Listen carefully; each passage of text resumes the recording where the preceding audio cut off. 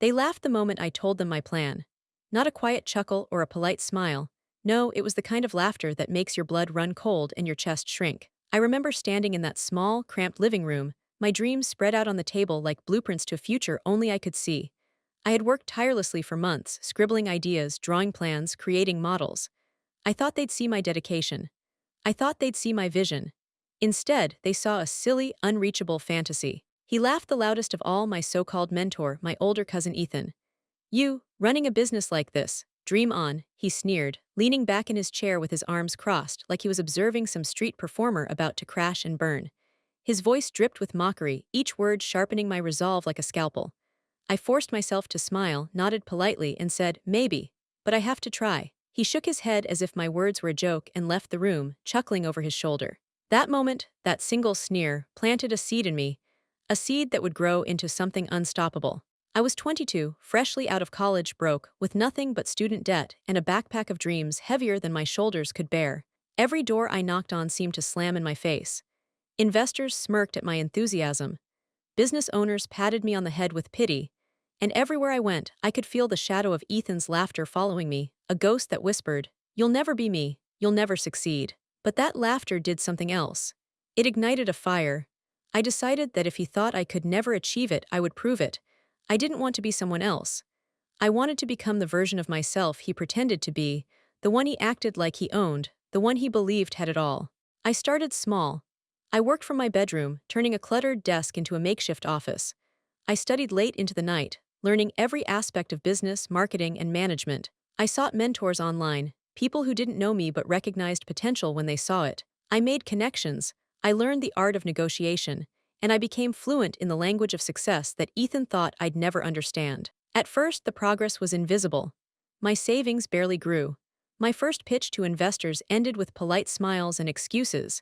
My family still laughed, assuming I would quit like everyone else before me, but I refused to give them the satisfaction. Every rejection became a lesson. Every insult became fuel. Every laugh I heard, the echo of Ethan's mocking tone, became my silent motivator. One night, months into my struggle, I found myself staring at my reflection in the dark of my bedroom window. I didn't see a loser. I didn't see a dreamer waiting for luck. I saw a fighter. I saw someone who understood that life wouldn't hand them success, they had to take it. That night, I wrote a list. The companies I would start, the products I would launch, the brand I would build. And I swore, in the quiet of my tiny room, that Ethan would never laugh at me again. Not at my dreams, and certainly not at my accomplishments. The first real breakthrough came 6 months later. A small investor, intrigued by my persistence, agreed to fund my first project. It wasn't much, just enough to cover initial expenses, but it was a start. I rented a tiny office, hired my first employees, and began to assemble a team that shared my vision. For the first time, I felt a taste of independence, a glimpse of the life I had imagined while everyone laughed at me. Ethan's laughter continued, but now it was distant. I would hear about him in family gatherings, his smug updates about imaginary successes, his tales of people he claimed to know, people he claimed to be. And each time I would nod politely, hiding the smile that threatened to break across my face. Because I was learning something essential. The world doesn't care about dreams, it cares about results. And I intended to give the world results they couldn't ignore. By the end of that year, my small project had grown into something tangible. Not a fortune, not fame, but proof. Proof that the person who had been mocked, the person Ethan had ridiculed, could take an idea and turn it into reality. And with that proof, I started building momentum. I reinvested every penny, studied every failure, and created systems that allowed me to grow efficiently. The dream that had once been laughed at was becoming visible, and the visibility made me stronger. I didn't just want success. I wanted transformation. I wanted to take the person Ethan thought he was and become him, only better, more competent, more influential, more respected. And as I lay awake at night, planning the next step, I realized something profound. The laughter that once cut me to the bone had become my most powerful ally. Without it, I might have never worked so relentlessly, never endured so patiently, never built the foundation for what was coming. I knew the day would come when I would stand before him, not as a student, not as someone chasing dreams, but as someone who had become the embodiment of the life he had always pretended to lead. And when that day came, his laughter would die in his throat, replaced by the stark reality that the person he thought was beneath him had surpassed him entirely. I had no doubt, no fear, only focus, only determination. Only the quiet, simmering anticipation of the moment when he would realize that mocking dreams was the first step toward building them stronger than he ever could. And in that quiet, unseen struggle, I had already begun the transformation from the girl he laughed at into the person he had always wished to be, but never became. The first months after that initial breakthrough felt like living in a parallel universe. The same people who had laughed at me now glanced with polite curiosity whenever my name came up. I didn't celebrate their surprise. There was no satisfaction in waiting for recognition from those who doubted me, but I felt a quiet thrill knowing my actions were slowly reshaping how they saw me. Every small win, every client I impressed, every project that succeeded was a brick in the fortress I was building, one that would someday stand taller than anyone imagined. I remember the night I secured my first major contract like it was yesterday. It was a chilly October evening, and my office was nothing more than a converted storage room with peeling paint and a single flickering light. My laptop glowed in the darkness, emails and spreadsheets reflecting my determination back at me. When the call came confirming the deal, I didn't jump or cheer. I just closed my eyes and let the relief wash over me, the kind that comes from knowing that hard work had finally started to pay off. I felt unstoppable, yet strangely, I was only getting started. With that first success, I expanded cautiously, hearing a few trusted individuals who shared my vision. I avoided the flashy offices, the grand announcements, the kind of publicity that would draw attention before I was ready. My motto was simple: let the work speak louder than the people who had doubted me. Each new client, each successful project was a quiet statement to the world, and to Ethan, about what persistence could achieve when paired with skill and strategy. Meanwhile, Ethan continued to flaunt the illusion of success he had built from nothing. I heard stories from mutual acquaintances, how he exaggerated achievements, took credit for work that wasn't his, and played the part of a successful entrepreneur without ever building anything concrete. It was frustrating, watching someone claim a life they had never earned, but it also fueled me. Every boast, every lie, was a reminder of what I was doing differently, what I was building that would outlast his hollow victories. By the second year, I had scaled my small operation into a company that caught the attention of local investors. I secured additional funding, allowing me to hire more employees, improve infrastructure, and expand into markets I had only dreamed of before. The office transformed from that cramped storage room into a modest but functional workspace, buzzing with energy and creativity. And yet, I remained grounded. I never lost sight of the reason I had started: to prove, first and foremost to myself, that I could achieve what no one had believed possible. I started attending conferences and networking events, places where I had once been ignored or dismissed. Now, I walked in with the quiet confidence of someone who had earned her place. My reputation began to precede me. People spoke of the young woman who built a thriving business from almost nothing, who treated her team with respect, who refused to compromise integrity for short-term gain. And every time I heard whispers of admiration, I thought of Ethan's laughter, and I smiled privately. The laughter had lost its power. It had transformed into fuel, propelling me forward. There were nights, of course, when doubts crept in.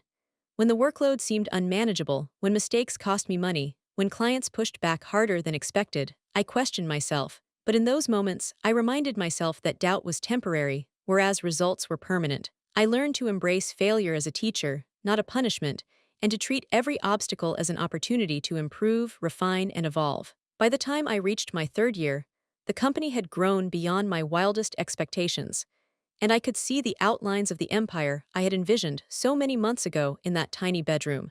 Then came the first real test. A rival firm, well-established, confident, and ruthless, attempted to undercut my contracts and poach my clients.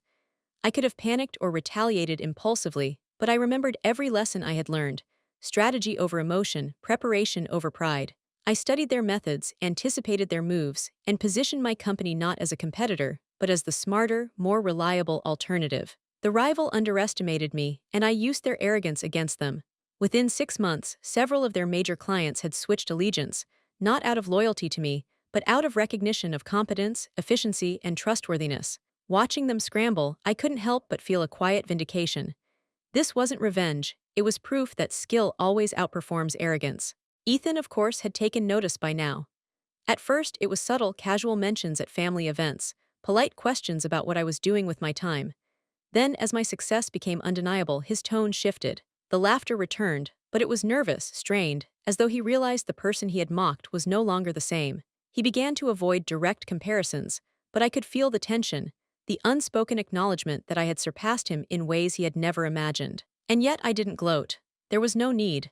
Success carries its own quiet authority. By the fourth year, my company had expanded nationally. I had created a brand that was recognized for innovation, reliability, and integrity. My team was loyal, motivated, and growing in skill and ambition alongside me. Every milestone, every new client, every expansion reinforced what I had learned years ago. Resilience, focus, and patience can overcome even the harshest ridicule. And somewhere in the back of my mind, I knew that the moment would come when Ethan would have to face the reality of my accomplishments. But the most important victory wasn't public recognition, nor financial success. It was the transformation within myself. The shy, cautious girl who had endured laughter and doubt had become a confident, capable woman who could navigate the complexities of business, negotiation, and strategy with precision. I was no longer defined by the opinions of others, especially those who had once ridiculed me. My dreams were no longer fragile. They were tangible, thriving, and undeniable. And still, I remembered the night it all began, standing in that living room with Ethan's laughter echoing in my ears. Every step I had taken since then had been shaped by that moment, that challenge, that decision not to give up. I had built more than a company. I had built my identity, my self-respect, and a legacy that would outlast the mockery. Ethan had laughed at my dreams, but I had become the person he pretended to be, and I had done it on my own terms. By the fifth year, my company was no longer a small startup. It had grown into a recognized brand across multiple states. I had clients, contracts, and partnerships that even Ethan could not ignore. And yet, I didn't seek him out, didn't flaunt my success. Instead, I let the work speak for itself. There's a quiet power in allowing your accomplishments to reveal the truth without words. But the universe, as it often does, had a way of orchestrating the confrontation I had anticipated for years. It started with an industry gala, a large, elegant event that drew everyone who mattered in our sector. I had been invited as a keynote speaker, recognized for my innovative strategies and rapid growth. The night was planned months in advance, and I approached it with calm precision, knowing that this would be the stage for a silent, undeniable statement of who I had become. As I entered the ballroom, the polished marble floors reflecting the chandeliers, I noticed familiar faces. Old competitors, potential clients, and inevitably Ethan. He didn't see me at first, lost in conversation with his associates. But when he finally looked my way, I caught the flicker of recognition, or was it disbelief? His jaw tightened. His posture stiffened. The man who had once laughed so loudly at my ambitions now looked small, awkward, unsure of how to react to the woman standing confidently at the front of the room. For a moment, I let the memory wash over me. His scoffs, his mocking tone, the dismissive gestures that had fueled my determination. That memory, once a source of pain, now strengthened the resolve in my chest. I approached the stage, my heels clicking softly against the marble, commanding attention without uttering a word. As the room quieted, I delivered my speech with clarity, authority, and humility.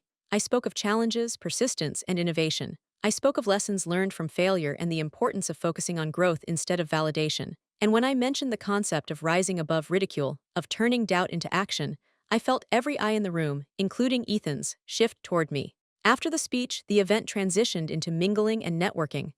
I could see Ethan hovering near a group of investors, attempting to appear confident, but it was clear he was unsettled. I approached him calmly, extending my hand in a gesture that spoke more than words ever could. "Ethan," I said simply, "it's been a while." He hesitated, unsure whether to return the greeting or retreat. Finally, he took my hand, a forced smile on his face. "Yes," he muttered. "It's been a long time." I let the moment linger. Years of dismissal and mockery had created a history between us, one that could not be erased in a single encounter. "You remember when you laughed at my ideas?" I asked softly, letting the words carry the weight of every sneer and insult. His smile faltered, and for the first time I saw uncertainty replace arrogance. I didn't think," he began, but I interrupted gently. "You didn't think I had what it takes. You were wrong." Ethan's associates shifted uncomfortably, sensing the tension but unaware of its origins. I didn't need them to understand, this was between him and me. "All those years," I continued, "every doubt, every word of ridicule, it didn't destroy me, it made me stronger. And it brought me here to this stage, to this moment, where I've built something real, something lasting, something you only pretended to be." I let my gaze hold his, steady and unflinching. Room seemed to fade around us, though it was packed with influential figures. For a moment there was no audience, no gala, no applause, just the weight of truth. Ethan's face shifted through a spectrum of emotions, disbelief, shame, regret. He opened his mouth, closed it, and then tried to speak again, but the words failed him. The power dynamic had shifted entirely. I had taken the quiet path, the path of persistence and strategy, while he had relied on illusions and bravado. And now he was exposed. Later that evening, as the gala wound down, I stepped outside onto the terrace. The city lights shimmered below, and the cool night air carried the scent of rain and distant success. I allowed myself a moment to breathe, to feel the culmination of years of effort and sacrifice. I had built this life, this company, this presence from scratch. Every sleepless night, every rejected proposal, every harsh word had been a brick in the foundation of what I had become. And then, as if the universe wanted to make the lesson unmistakable, Ethan approached me again. You really did it," he admitted, his voice barely above a whisper. It was no longer mocking, no longer condescending. It was awe tinged with fear. "All this, it's yours," I nodded, the corners of my mouth lifting in a subtle, knowing smile. "Everything I built, every success, every client, every milestone, it's mine. And it's just the beginning." The recognition in his eyes was a strange, uncomfortable thing. I could see that the arrogance that had once defined him had crumbled, replaced by a mixture of respect and unease. For the first time, he understood that success is not measured by appearances or pretenses, but by action, resilience, and the courage to keep moving forward when everyone doubts you. I left the gala with a sense of closure I hadn't expected. I didn't need to gloat or humiliate him further. The victory was complete because it wasn't about revenge, it was about becoming the person I had always wanted to be.